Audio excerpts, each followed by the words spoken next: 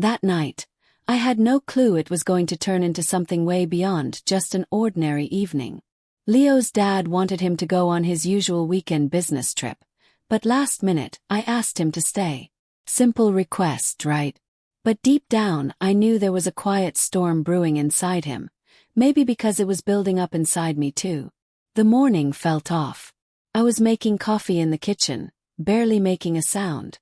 Leo sat at the table, supposed to be doing his homework, but it was clear he was miles away.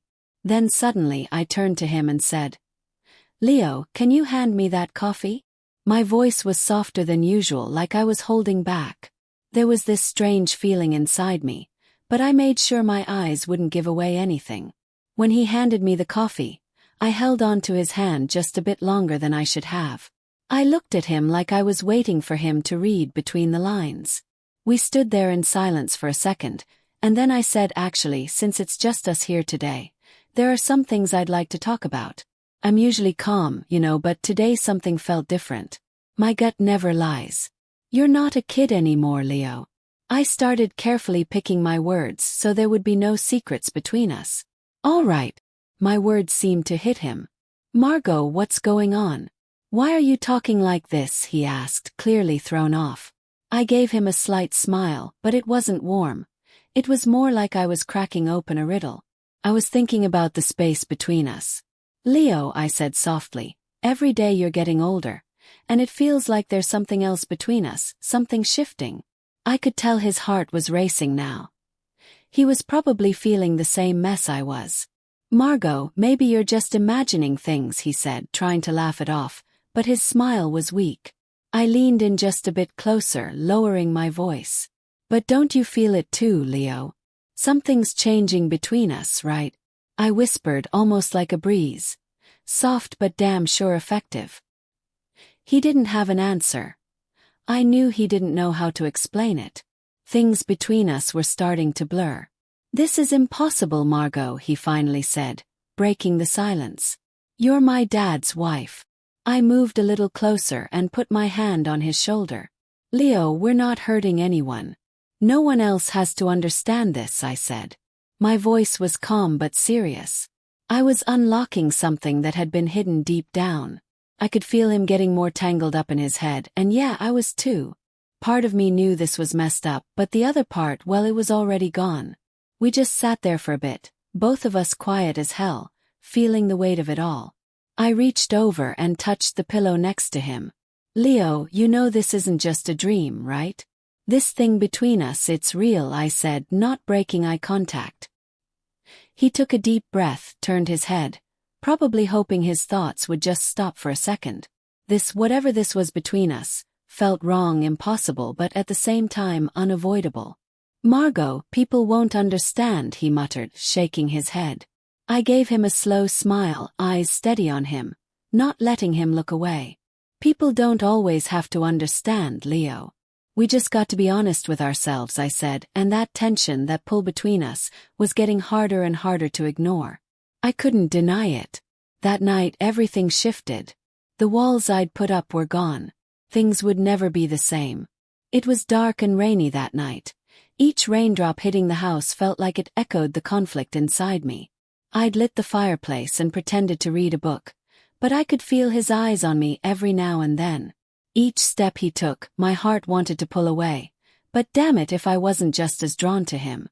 "Stay here till the storm eases up," I said, my voice calm but almost daring him.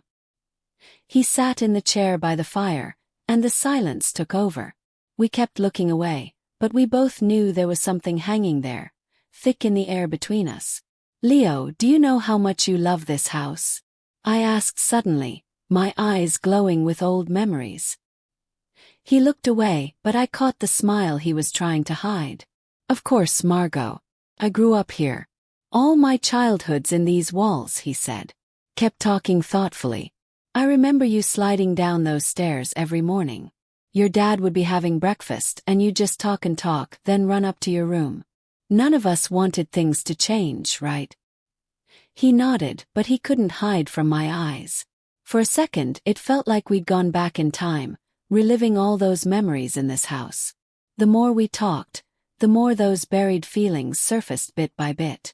Sometimes I think we should have some kind of boundary between us, Leo said. But then the thought of not seeing you again, that scares me. That hit him, I could tell. He looked at me, lost for words. We both had let our guard down, too exposed to take anything back now. I get it, Margot. Sometimes when I'm with you, I don't know what to say, what to feel, but somehow I'm just glad to be here, he said. His voice barely more than a whisper. His words lit me up inside. The firelight made the shadows dance across my face, pulling those emotions out of me. Every time you're here, Leo, everything feels like it makes sense. Maybe this bond we have, it's deeper than we think, I murmured. We fell silent again. No more words left. We just sat there, weighed down by it all. The pull between us was like this gravity neither of us could escape, even if we knew we probably should. As the rain eased up, I placed my hand on his shoulder, gentle, lingering for a moment. We just let ourselves be in that space, our feelings hanging in the air. I tried to fight it, but with Leo next to me, those walls I'd built didn't stand a chance. When Leo's hand landed on my leg, this rush went through me like every feeling and mess we'd been holding back just came crashing out. In that second we lost eyes, caught in this pull neither of us had the words for. The only thing louder than the silence was my heartbeat pounding in my ears. Margot, he murmured, his voice rough and low. It's not like we're in control here, is it? My hand went over his, and I could barely speak past the knot in my throat. Leo, you're my stepson, I said, but each word felt like it was tearing me up inside. It's wrong, but here right now I feel so damn lost. My eyes stung, but I couldn't pull away. I saw the same confusion and pull in his face. Leo's fingers pressed a little more firmly against my leg. Margot, I won't lie. I don't want to stop this, he said, his voice breaking a little. But every time I try to fight it, I end up right here, back with you. Part of me wanted to let go, to pull away, but it was like his touch had me glued in place, caught at the edge of a line we both knew we shouldn't cross. I tried to push him back a bit, but my body wouldn't budge.